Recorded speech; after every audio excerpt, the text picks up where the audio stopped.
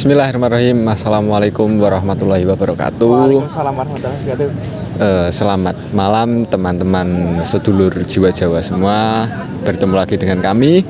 Alhamdulillah kita diberi kesempatan akhirnya sampai juga di Kabupaten Ponorogo yang sangat indah ini. Di sini nanti kita insya Allah akan belajar nih Mas, mengulas apa saja yang ada di kabupaten ini. Karena setahu saya dari mungkin pelajaran-pelajaran atau cerita dari teman-teman dari leluhur bapak orang tua itu, Ponorogo itu kan seninya budayanya itu banyak ya Mas, terutama di Jawa Timur. Jadi Ponorogo ini setahu saya itu di sebelah ujung barat dari Provinsi Jawa Timur. Berbatasan langsung dengan Kabupaten Wonogiri di sebelah barat, lalu di sebelah timurnya berbatasan dengan Kota Trenggalek, di sebelah utaranya berbatasan langsung dengan Kabupaten Madiun, lalu sebelah selatannya itu Pacitan. Jadi ini strategis nih Mas. Strategis sekali. Tadi dari Sragen berapa jam tadi? Dari Sragen mungkin ada sekitar 3 jam, tapi karena kami mampir-mampir ke tempat teman, jadi mungkin agak molor ya. Kita berjalan santai aja sama menikmati suasana. Santai banget, tadi juga berhenti sholat dulu, terus cari ganjelan perut dulu. Terus apa yang Mas Aldi mau sampaikan Mas? Ya mungkin gini, karena kita syuting malam terus apalagi di tempat terbuka, jadi suaranya mohon maaf mungkin ada reng dan lain-lain nice ya. Mungkin kita di Ponorogo ini akan stay beberapa hari. Kita akan stay di tempat eyangnya Mas Ken, kameramen, dan kita akan menguak beberapa tokoh di Ponorogo. Dan malam ini juga kita akan menguak alun-alun Ponorogo. Jadi alun-alun Ponorogo kita akan kuak dari sisi sejarah maupun peristiwa apa yang terekam di sini. Nah, ini mungkin kita akan sedikit berbicara agak menarik untuk teman-teman saksikan. Jadi kita akan shoot malam dan hawanya ini sudah sangat dingin. Ini sudah mendukung untuk cerita-cerita yang mungkin agak mungkin seperti itu. Kita lanjut cerita, kita cari lokasi yang baik untuk cerita, yang enak untuk ngobrol. Begitu ya Mas? Ya, bismillahirrahmanirrahim. Assalamualaikum warahmatullahi wabarakatuh. Waalaikumsalam warahmatullahi wabarakatuh. Berjumpa lagi teman-teman sedulur jiwa Jawa yang menonton video ini. Semoga teman-teman dalam keadaan sehat walafiat. Amin. Ini tadi kita setelah melakukan opening di sebelah sana ya Mas. Terus ini mendapatkan spot terbaik menurut kami. Dan ini kita akan membahas tentang alun-alun Ponorogo ini. Mungkin tentang sejarahnya atau apa saja yang ada di sini, kejadian apa yang pernah terjadi di sini, seperti itu ya Mas. Jadi mungkin video ini nanti lumayan panjang dan insya Allah isinya itu juga berkaitan dengan sejarah di Indonesia itu sendiri Mas. Dan insya Allah penting isinya teman-teman. Jadi ikuti video ini terus. Nanti kita akan membahas menurut sudut pandang Mas Aldi dan juga literatur yang sudah kami baca. Seperti itu, mungkin langsung saya lempar ke Mas Aldi. Monggo dijelaskan tentang alun-alun ini, terus sejarahnya seperti apa. Ya, karena alun-alun ini adalah fasilitas umum Mas, jadi tidak ada juru kunci yang bisa kita temui. Jadi saya bermodalkan literatur yang saya baca dan kemudian saya cocokkan dengan pengetahuan atau apa yang ada di dalam diri saya, dan ternyata cocok. Jadi saya akan membabar alun-alun ini dulu. Jadi alun-alun ini dulu, di tengahnya itu Mas, di tengah sini itu terdapat seperti aspal yang membujur, gitulah. Itu apa? Ternyata alun-alun ini adalah menjadi pada saat dulu itu jalur untuk memboyong daripada kutha timur, yaitu wonten makam Bathara Kathong, dulu pusatnya di situ, kemudian berganti ke sini, ke kutha tengah. Nah, itu boyongannya melewati alun-alun ini. Nah, dan konsep alun-alun ini seperti pada condong pada arah Mataram. Jadi Mataram itu memiliki sudut-sudut. Jadi misalnya barat ada Masjid Agung, kemudian di barat, di timur nggih sana nggih. Ada kantor bupati atau pemerintahan dan lain sebagainya. Konsepnya sebenarnya ada. Jadi bisa dibaca lagi mengenai itu. Kemudian identiknya alun-alun adalah ringin. Jadi ringin adalah simbol sebagai pengayom, simbol sebagai penjaga, simbol sebagai tameng atau pagar. Jadi alun-alun ini memiliki banyak sekali ringin. Termasuk ada ringin kembar di tengah. Nah, ini konsep ini juga berkaitan dengan konsep-konsep Mataram. Di Jogja juga ada ringin kembar, Solo, dan Ponorogo pun juga seperti itu. Nah, yang menarik di sini, yang akan saya ulas di sini adalah muso. Berarti ini menarik garis lebih ke sini lagi. Lebih muda lagi ya, Nggih. Jadi saya akan membahas mengenai muso. Siapa itu muso? Muso adalah salah satu tokoh pemberontak PKI di Madiun pada tahun 1948. Jadi dia adalah salah satu pentolan yang dianggap berbahaya bagi keutuhan NKRI. Mengenai musuh ini, mohon maaf, ini jalannya memang ramai karena ini malam minggu. Saya lanjutkan mengenai musuh ini kan musuh dan kawan-kawannya segerombolan PKI itu kan sudah meluluh lantahkan daerah Madiun, Mas. Nah, Madiun ini diserang, jadi ulama, santri dan masyarakat biasa itu sudah dibantai banyak di sana. Dan kemudian musuh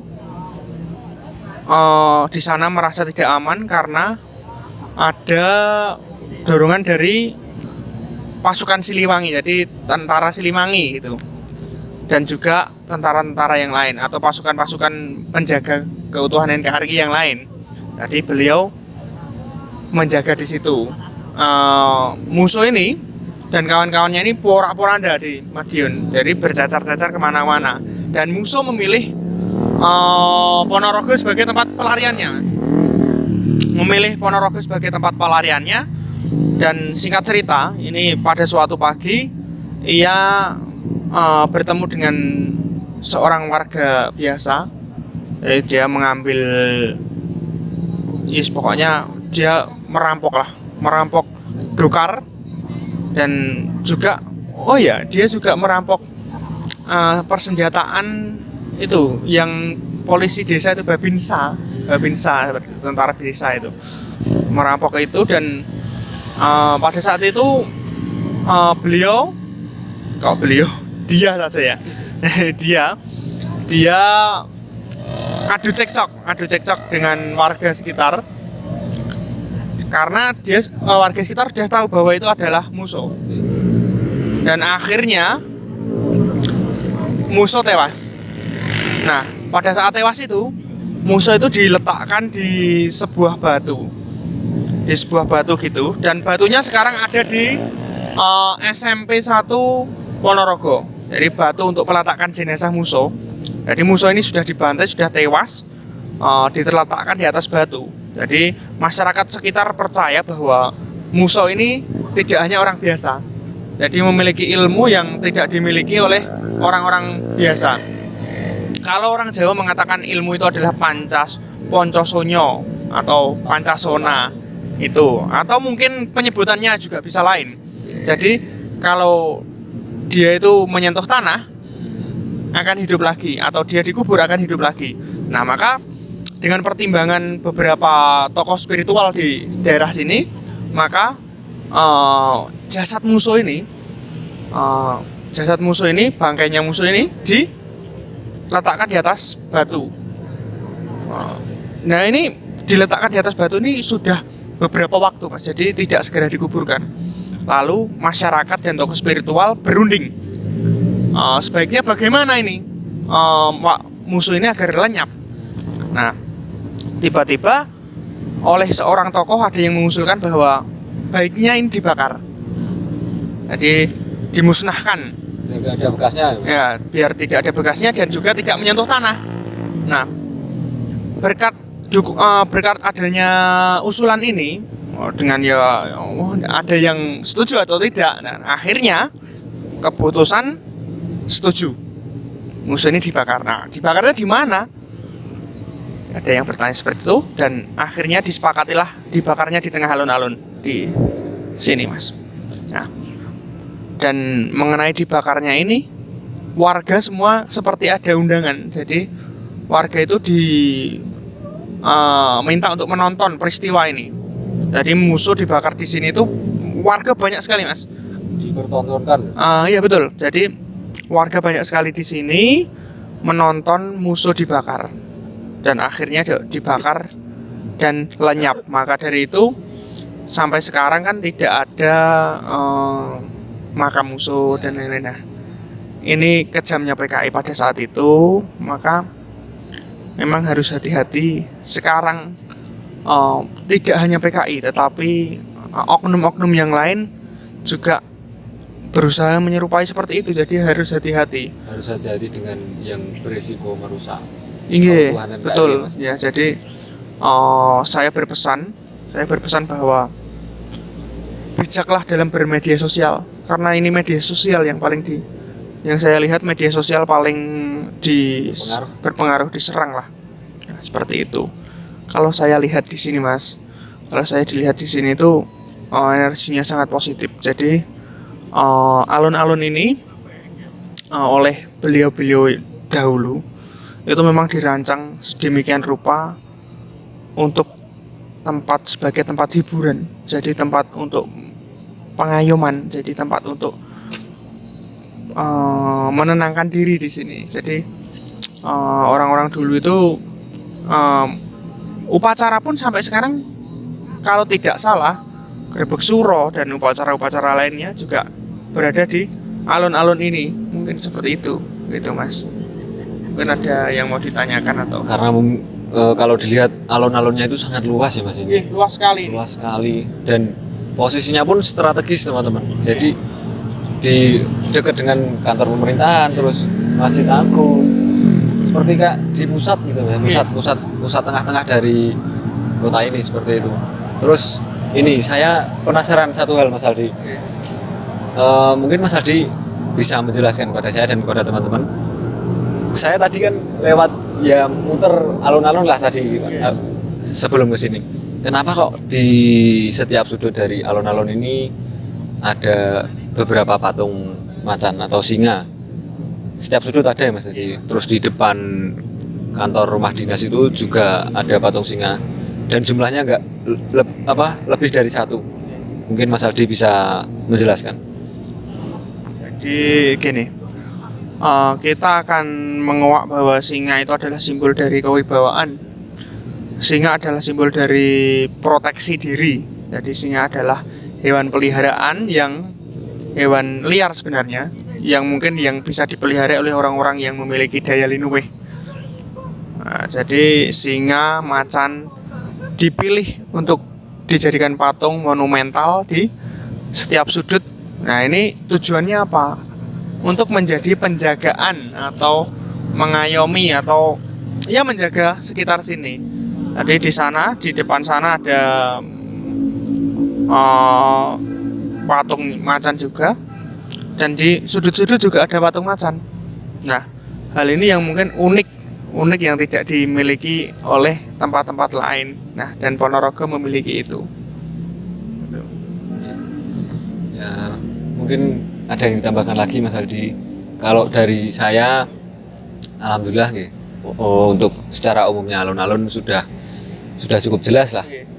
Dan kalau yang saya tahu itu Ponorogo itu tokoh-tokohnya banyak sekali Mas. Dan diabadikan atau dibikin patung gitu loh Mas. Kan di setiap perempatan Ponorogo tadi kita lewat pasti ada patungnya dan itu pasti tokoh seperti itu. Dan mungkin teman-teman siapa saja tokoh-tokoh yang ada di Ponorogo ini yang penting untuk Kabupaten Ponorogo ini mungkin akan kita bahas besok ya Mas. 2 hari ke depan nanti kita akan insya Allah mengunjungi serta berziarah kepada di pusara-pusara beliau yang penting di Ponorogo ini.